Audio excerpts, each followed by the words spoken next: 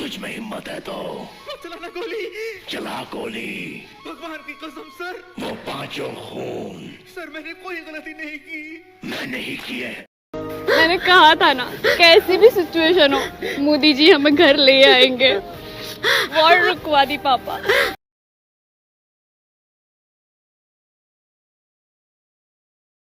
Iran ने America के राष्ट्रपति को भाई जो पछीटा लगाया है ना, धूल चाट गया है ये। और ईरान ने पूरी दुनिया के सामने इस व्यक्ति को जोकर ही साबित नहीं किया, ये भी बता दिया कि एक नंबर का गधा है।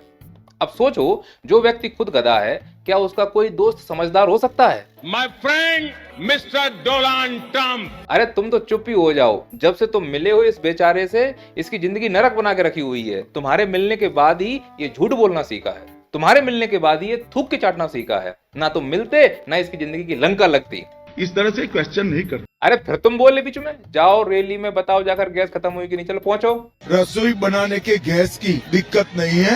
हम मोदी जी क्या बोल रहे थे? My friend mister Donald Trump. अरे तुम्हारे फ्रेंड डोनाल्ड ट्रम्प घुटने टेक चुके हैं ईरान के सामने।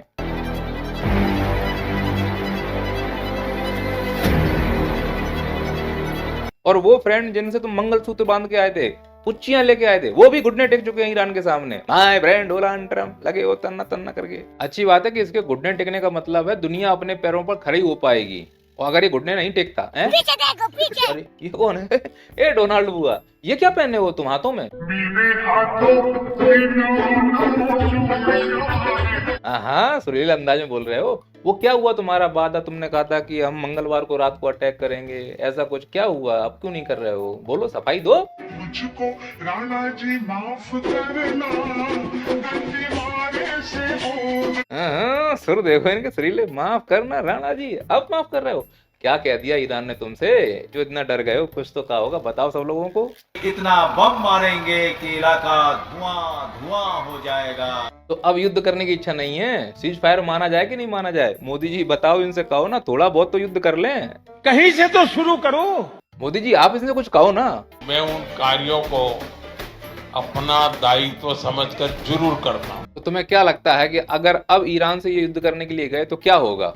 भमाभम होने वाला है। अभी तो फिलहाल ऐसा कुछ होने वाला नहीं है। मंगलवार रात 8 बजे अटैक करने वाले थे, इनका मूड चेंज हो चुका है। आगे ये क्या प्लान कर रहे हैं वो वीडियो में आगे समझाऊंगा, लेकिन फिलहाल अभी पूरी दुनिया में शांति है, हरियाली है। मुद्दा ये है कि खाड़ी देशों में जो खलबली मची हुई थी, शांति होने की उम्मीद जग चुकी है, क्योंकि यूएसए और ईरान बात करने को तैयार हो चुके हैं। युद्ध 2 हफ्ते के लिए टाल दिया गया है, ऐसी खबरें आ रही हैं। ट्रंप ने ईरान पर हमले की योजना को टाल दिया है और 2 हफ्ते के लिए सीज फायर का ऐलान डोनाल्ड ट्रंप की तरफ से कर दिया गया है। उनका यह कहना है अपनी पोस्ट में कि 2 तरफा युद्ध विराम यहां पर होगा। 2 तरफा युद्ध विराम करने की घोषणा ट्रुथ सोशल अकाउंट पर डोनाल्ड ट्रंप की तरफ से एक पोस्ट में की गई है। अब चूंकि भारतीय मीडिया पे मुझे यकीन नहीं है, इसीलिए अमेरिका के ही इस अधिकारी का बयान सुन लीजिए। We were going to strike some military targets on Cargill, and I believe we have done so. The president's deadline has been followed by us and everybody else, and he said very clearly, we're not going to strike energy and infrastructure targets until the Iranians either make a proposal that we can get behind. तो ये पूरी दुनिया के लिए बड़ी अच्छी खबर है। मैं तो कह रहा हूँ युद्ध रुक जाए, अच्छा है, पर युद्ध रुकने के लिए एक दूसरे की बातें मानना बहुत जरूरी है। तो ईरान ने 10 मांगे रख दी हैं यूएसए के सामने। ईरान कहता है ये बातें मांग लो, युद्ध रुक जाएगा। यूएसए ने बदले में 15 मांगे रख दी हैं, बोले तुम ये बातें मानोगे तब युद्ध रुकेगा। 2 हफ्ते का समय है, आपस में बात विवाद अगर सुलझ गया तो युद्ध रुका माना जाएगा। पर बात यही खत्म नहीं हो रही है। मेरा प्रश्न ये है कि ये सीज फायर क्यों हो रहा है? तो जवाब ये है कि क्योंकि युद्ध हो रहा था।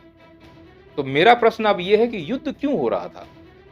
तो जवाब ये है कि इजराइल ने ईरान के ऊपर अटैक कर दिया था। अब मेरा प्रश्न ये है, इजराइल ने ईरान के ऊपर क्यों अटैक किया था? ईरान की क्या गलती थी? तो इसका जवाब किसी के पास नहीं होगा। और बड़ी बात है कि जब अटैक इजराइल ने किया है ईरान के ऊपर, सीज फायर ईरान और यूएसए कर रहे हैं, तो क्या इजराइल मान जाएगा? युद्ध तो वहीं का वहीं है, क्योंकि जिसने शुरुआत की थी वो तो सीज फायर में है ही नहीं। ये तो अमेरिका ने उड़ता तीर लिया था। तो सर इसमें कौन जीता कौन हारा, क्या माना जाए? भाई अमेरिका भी जीता, ईरान भी जीता, हार इजराइल की दिख रही है। अमेरिका की जीत इस मायने में है कि इज्जत बच गई, और ईरान की जीत इस मायने में है कि हमारी बात मानी जाएगी। और ये सीज फायर ईरान की शर्तों पर ही होगा, ये ध्यान रखना। और अगर ईरान की शर्तों पर ही हो रहा है तो इतना करोड़ों रुपए खर्च क्यों किया गया, अरबों रुपए युद्ध में, जब वही बातें तुमको ईरान की माननी ही थी। और कमाल की बात है, इस सीज फायर करने का प्रमुख उद्देश्य है कि हार्मुज की जलसंधि खुल जाए। A unique economic and geopolitical standing, which sounds like in a translation, Iran saying that they see this as acknowledgement that they control the Strait of Hormuz. Let's go to Zachary Cohen, our national security reporter here. वो Hormuz की जलसंधि जो युद्ध से पहले खुली हुई थी, पहले जाके हमने युद्ध करके बंद कराई, अब सीज फायर करके उसको खुलवा रहे हैं। तो ये मूर्खता नहीं कही जाए तो क्या कहा जाए। और जिसने युद्ध किया था वो सीज फायर में है ही नहीं, लेकिन हमको लग रहा है कि सीज फायर हो गया, वो भी 2 हफ्ते के लिए युद्ध टला है। और ये व्यक्ति जो थूक के चाटता हो, इस पर भरोसा किया जा सकता है क्या? तो सर इस सीज फायर के क्या मायने निकालें, क्या समझा जाए? कुछ भी मत समझो। इस दुनिया में किसी को कुछ समझ में नहीं आ रहा है करना क्या है। सबकी जिंदगी में रायता फैला हुआ है। दुनिया बस चल रही है अपने ईगो से, भगवान भरोसे। मैं तो कहूँ ये दुनिया अब राम भरोसे चल रही है। और अभी भी इस सीज फायर का कोई मतलब मत निकालना कि भैया युद्ध रुक गया है, क्योंकि एक तो एप्स्टीन फाइल फंसी हुई है। I said do it again! वो बहुत बड़ा इम्पैक्ट दिखा रही है। दूसरा है इसका नेचर थूक के चाटने वाला। तीसरा, इजराइल अभी इसमें शामिल नहीं है। तो सोचो अगर कल इजराइल अटैक कर दे ईरान के ऊपर तो ये सीज फायर तो टूट गया ना। तो क्या अब अमेरिका इजराइल के ऊपर अटैक करेगा इस बात के लिए कि तुमने सीज फायर तोड़ दिया? बड़ा संकट खड़ा हो जाएगा। तो हम तृतीय विश्व युद्ध की ओर जा रहे हैं, क्योंकि ईगो तो खत्म ही नहीं हो रहे हैं किसी के। और इस युद्ध से किसको क्या हासिल हुआ? तो मैं बताता हूं, जो हथियार बेचने वाली कंपनी है ना, उनके हथियारों का शानदार परीक्षण हो गया। अब उनके शेयर बाजार ऊपर जाएंगे। जो अर्थव्यवस्थाएं भाग रही थी आगे जैसे भारत, उनकी ग्रोथ कम हो जाएगी। जनता असंतुष्ट होगी तो वो विद्रोह करेगी, सरकार गिराने की मांग करेगी, सत्ता परिवर्तन होगा, अपने आप इकोनॉमी की ग्रोथ नीचे आ जाएगी। और 1991 के बाद भारत में यही हुआ था। 91 तक चीन हमारे साथ था। फिर आप 91 से लेकर वर्ष 2000 तक देखो, भारत के प्रधानमंत्री ऐसे बदले हैं जैसे कोई कपड़े बदल रहा हो। स्थिर सरकार नहीं हो। जिस देश में स्थिर सरकार नहीं है वो देश कभी आगे जा ही नहीं सकता। मोदी जी का एक ये फायदा है कि उन्होंने बहुत लंबे समय के बाद गठबंधन की सरकार से हटकर खुद की एक स्थिर सरकार दी थी, और बहुत उम्मीद थी। क्योंकि संकट का ये समय है तो हम उनके साथ अभी खड़े हैं, क्योंकि अभी सरकार की स्थिरता बहुत जरूरी है।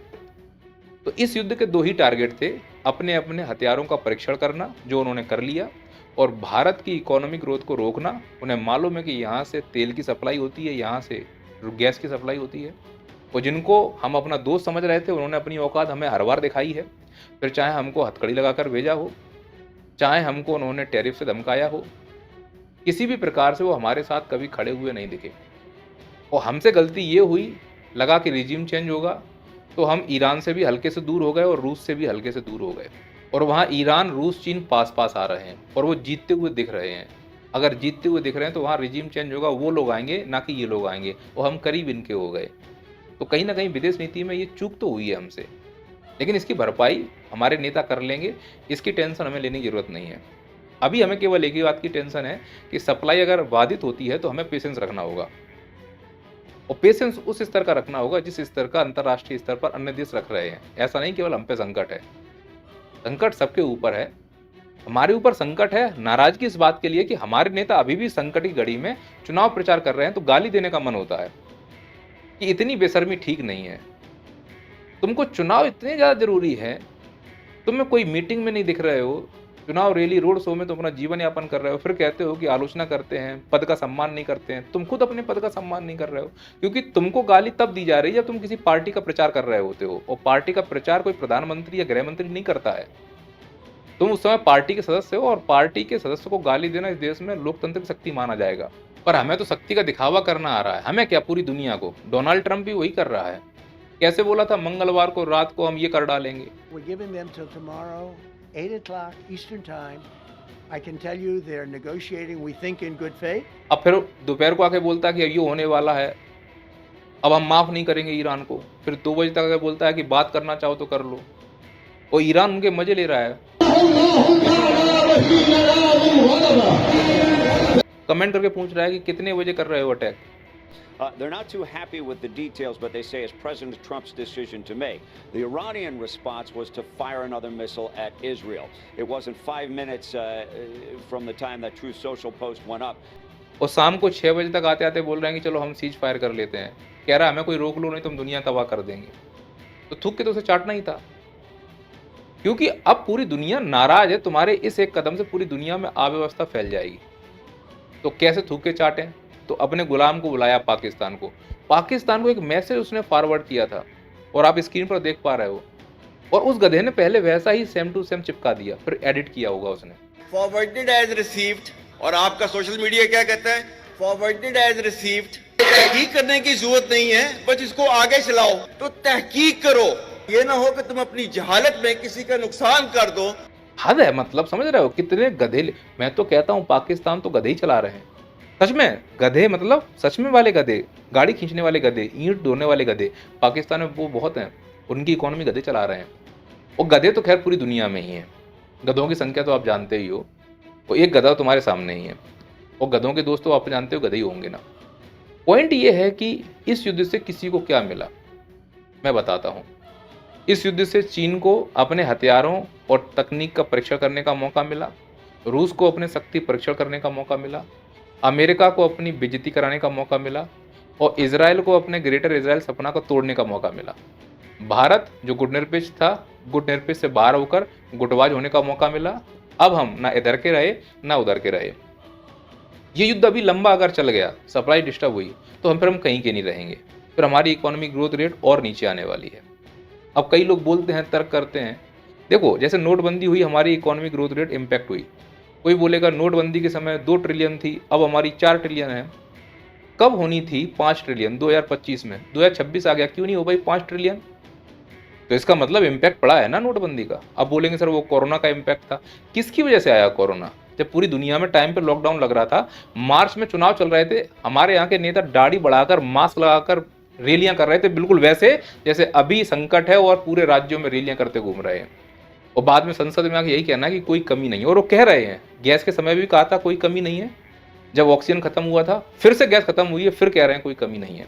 कहीं पर पेट्रोल, डीजल या रसोई बनाने के गैस की दिक्कत नहीं है और सब सुचारू रूप से चल रहा है। ठीक है, राजनीति में आप कहते रहिए, पर इससे अंतर्राष्ट्रीय प्रभाव कितना पड़ेगा, कितना बदल जाएगा, इसका तो ध्यान रखना चाहिए। मुझे लग रहा है कि हमें यहाँ पे अब डिफेंसिव जगह अटैकिंग एक विदेश नीति अपनानी चाहिए। एक रिजिम को तय करने की जरूरत है। अब साफ रूप से ईरान जीतता हुआ दिख रहा है, इजराइल हारता हुआ दिख रहा है। वो इजराइल जिसके साथ हमने खड़े होने का वादा किया है मंगलसूत्र पहनकर, याद करो मोदी जी। अब अगर इजराइल हारेगा तो वादा खाली जाएगा। ये भारत की जनता नहीं है कि जुमला फेंक के चले गए और वहां वादा करके आया तो उसके साथ खड़ा होना पड़ेगा। अगर उसके साथ खड़े हो रहे हो अब, तो ईरान का साथ छोड़ना पड़ेगा। अब बताओ आपकी विदेश नीति फंस रही है या नहीं फंस रही है?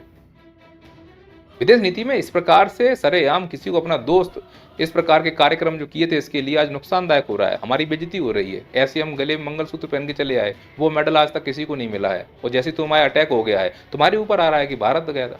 भारत दुनिया का सबसे बड़ा लोकतंत्र है, तो उसने पूरी दुनिया को दिखाया कि मैं क्रिमिनल नहीं हूं। अगर क्रिमिनल होता तो क्या मोदी जी मुझसे मिलने आते? अंतर्राष्ट्रीय क्रिमिनल है नेतन्याहू, मास मर्डरर है, दुनिया में उसकी इज्जत नहीं है। ये मानो कि मोदी जी ऐसे गुंडों के साथ बैठना पसंद कर रहे हो। आप मेरी बात समझ रहे हो? विदेश नीति में आपकी व्यक्तिगत नहीं है, पूरे देश का, इसका इम्पैक्ट पूरा देश होगा। आप तो झोला उठा के चल दोगे, हम लोग भुगतेंगे ना। तो हम क्यों भुगतें तुम्हारी मूर्खता को मोदी जी, है ना? देश क्या है ना, भविष्य आने वाली पीढ़ियों के लिए रहेगा। नेता, जातियां, प्रजातियां, ये सब तुम्हारी पार्टियां आती जाती रहेंगी। तुम्हारी चिंता नहीं है, देश की चिंता है। और देश के लिए निर्णय गलत लोगे तो सवाल पूछा जाएगा, चौराहे पे भी बुलाया जाएगा, कॉलर भी पकड़ी जाएगी। माई बाप नहीं हो ना देश के महाराज। ये देश सबसे बड़ा है और देश में अगर कुछ गलत होगा तो जनता ही तुम्हें वहां पहुंचा रही, जनता सवाल पूछेगी। वो बात अलग है, तुम अकाउंट बंद करा दो, सस्पेंड करा दो। वीडियो जो मैंने बनाया है और खबरें आएंगी, इसका एक और पार्ट बनाएंगे। एक्चुअली क्या कंडीशन है वो अभी क्लियर नहीं है, लेकिन अभी तो पोस्टपोन्ड हुआ। जब आप वीडियो सुन रहे होंगे तब ये कार्रवाइयाँ हो रही होंगी। तो वीडियो पूरी तरह से जानकारी आने से पहले बना हुआ है। जैसी और पुख्ता जानकारी आएगी हम इसको एक बार और कवर करेंगे। हम इस वीडियो को इस उद्देश्य नहीं बना रहे कि हम आपको विदेश नीति समझा दें। मेरा एक ही उद्देश्य है कि भारत इससे कैसे प्रभावित होगा। मैं बहुत जानकार नहीं हूं, लेकिन मुझे अपने देश की और अपनी चिंता है। हम इस पूरे भसड़ में क्या कर रहे हैं? मंदिर मस्जिद घूम रहे हैं, चुनाव प्रचार कर रहे हैं। बिल्ली के आने से अगर कबूतर आंखें बंद कर लेना मोदी जी, बिल्ली भाग नहीं जाएगी। फिर भी आपके साथ खड़े हुए हैं क्योंकि देश संकट में है। जय हिंद, जय भारत। गाना बजा दो रे।